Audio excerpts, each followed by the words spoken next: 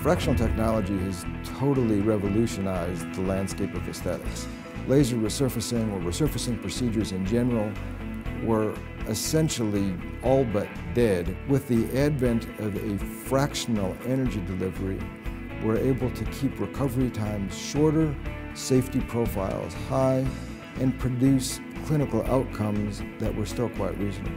What sets the eMatrix apart from all the other fractionated devices is that it's sublative.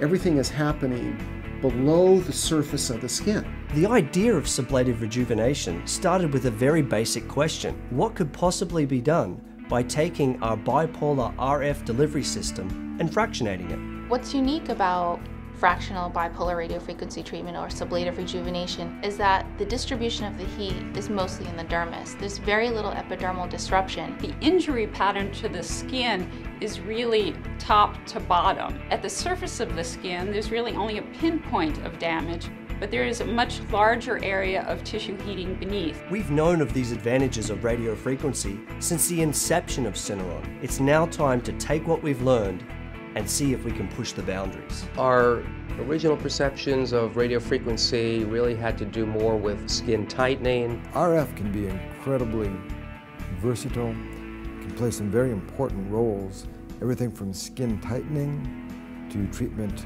of fat, body contouring, and now with a new form of resurfacing, sublative rejuvenation, I think it really is very, very interesting. Radiofrequency has improved significantly. This is going to be revolutionary in terms of treatment of patients who need their collagen and their elastin stimulated and not have the post-op complications that we've seen with the more aggressive, ablative fractionated devices. We can rejuvenate the skin surface, we can get the skin tightening, we can improve scars, so it's really a completely different scenario than traditional radiofrequency technology. Patient response has been great. I've used this machine on a bunch of patients who have had a lot of other things in the past, especially my acne scar patients.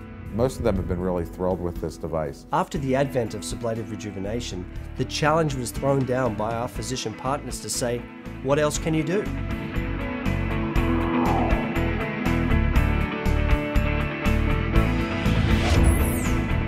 In the same way that sublative rejuvenation was focused on the most effective way of dermal rejuvenation, using the same unique pyramid-shaped injury pattern, the new tip focuses that on removing the maximum amount of surface irregularities. We can do all this without even needing to switch to a different energy source or laser. All you have to do is connect the new tip and the system will do the rest. One of the things that really impressed me about the eMatrix was its actual design. It's so easy to use. Both energy and skin condition are monitored every millisecond. Never before has a technology provided so much feedback. The reason we added sublative rejuvenation is that we wanted less downtime, we wanted more improvement clinically, and I think we've achieved that with eMatrix. There's some redness that lasts, and most of it's gone in an hour or two, and I've rarely seen it last longer. I've seen clinical results at a week.